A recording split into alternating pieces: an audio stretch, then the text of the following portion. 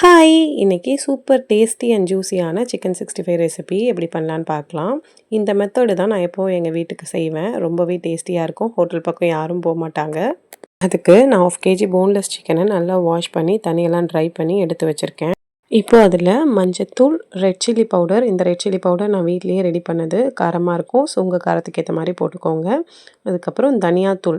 Red chilli பவுடரை விட கொஞ்சம் அதிகமா தனியாத்தூள் போட்டுக்கணும். அப்பதான் காரம் வந்து கொஞ்சம் பேலன்ஸ்டா வரும். அதுக்கப்புறம் இது வந்து சீரகத்தூள். சீரகத்தூள், கொஞ்சமா மிளகுத்தூளு, அதுக்கப்புறம் இஞ்சி பூண்டு பேஸ்ட்டு, அதுக்கப்புறமா கர்டு.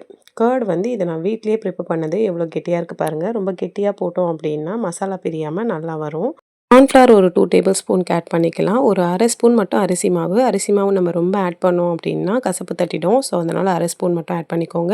உப்பு ஆட் பண்ணி நல்லா மிக்ஸ் பண்ணிட்டு, எல்லா மசாலா வந்து நம்ம சிக்கன்ல நல்லா கோட் ஆற அளவுக்கு மிக்ஸ் பண்ணிட்டு, ஃப்ரிட்ஜில வைக்கணும். எவ்வளோ அளவுக்கு மேரினேட் ஆகுதோ, அவ்வளோ அளவுக்கு ரொம்ப நல்லா வரும். ஆயில் வந்து ஓவர் ஹீட் ஆகக்கூடாது.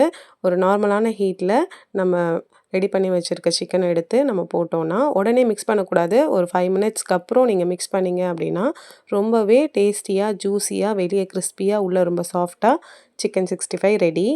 இந்த மாதிரி டேஸ்டியான ரெசிபி வீடியோஸ்க்கு மறக்காம நம்ம சேனலை சப்ஸ்கிரைப் ஆர் ஃபாலோ பண்ணிக்கோங்க. லைக் பண்ணுங்க, கமெண்ட் பண்ணுங்க. Thank you.